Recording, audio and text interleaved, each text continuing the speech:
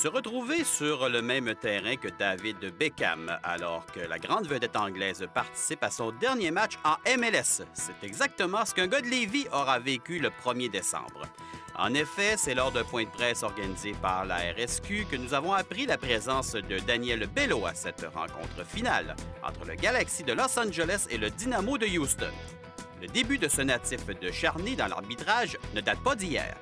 J'ai commencé quand j'étais très jeune à arbitrer, puis on monte les échelons, puis à un moment donné, on finit par se retrouver en MLS. On fait notre petit bonhomme de chemin, on travaille fort, on essaie de s'améliorer, on suit les conseils de nos coachs, parce qu'on a des entraîneurs aussi d'arbitre. Et à un moment donné, on reçoit un coup de téléphone, puis on nous dit, bien, finalement, voudrais-tu aller faire la finale? Puis on dit oui? On dit oui tout le temps, ça c'est sûr. Ayant comme défi de ne pas changer la façon de faire et rester concentré, le fait de travailler avec des collègues qu'il connaît devient sécurisant. Oui, effectivement, on est une équipe là, avec qui j'ai travaillé sur plusieurs matchs de la MLS et aussi d'autres matchs au niveau canadien là, avec ces arbitres-là. Donc, c'est plus rassurant, c'est plus facile là, de se préparer pour le match. On sait qu'est-ce que les autres vont penser. Du côté de la RSQ, cette nouvelle devenait source de grande réjouissance.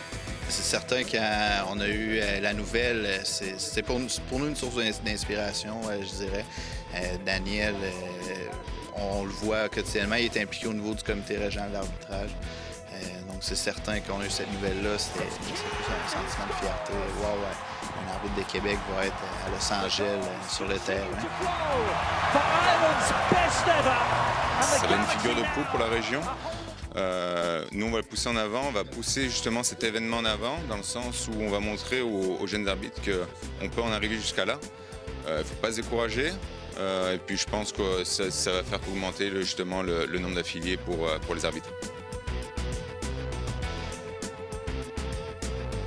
Être en contact avec certains des plus grands. Nous avons parlé précédemment de Beckham ou bien Thierry Henry. Est-ce intimidant?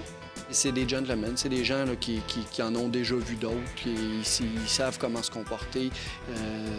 C'est des gens qui sont très exigeants pour eux-mêmes, pour leurs coéquipiers, ils sont exigeants aussi envers les officiels. Donc, tout ce qu'ils demandent, c'est qu'on fasse notre travail de façon professionnelle. Tu as eu l'occasion d'arbitrer 2 matchs de l'Impact. Est-ce qu'on est capable de faire facilement abstraction du fait que c'est un club qui est seulement à 2 heures de chez nous? Oui, bien, je pense que si on veut être arbitre à haut niveau, on n'a pas le choix, là, parce que c'est sûr qu'à un moment donné, on va se retrouver avec un club qui est plus local. Donc, il faut être capable de faire le vide là-dessus. Puis, il y a des bleus et des blancs sur le terrain, ou comme en fin de semaine, il va y avoir des blancs et des oranges sur le terrain.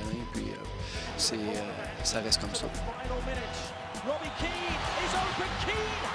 Les expériences professionnelles se comptent par plusieurs, que ce soit en Amérique centrale ainsi que du Nord ou encore en Europe.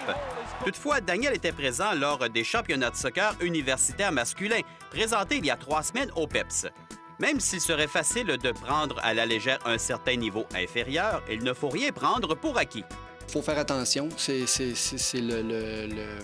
le risque qui arrive là, lorsqu'on arrive à ces matchs-là. Donc, souvent, il faut se donner un petit peu plus fort là, au niveau de la concentration pour rester concentré tout le match. Parce que, bien que pour nous, c'est peut-être pas un match où il y a autant de challenge que ce qu'on est habitué, pour les joueurs, c'est le plus gros match auquel ils participent ou ils vont peut-être participer dans leur vie.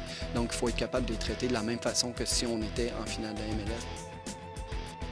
Alors, nous vous avons donné le goût de devenir un autre Daniel Bello. Voici ce qu'offre la RSQ comme formation.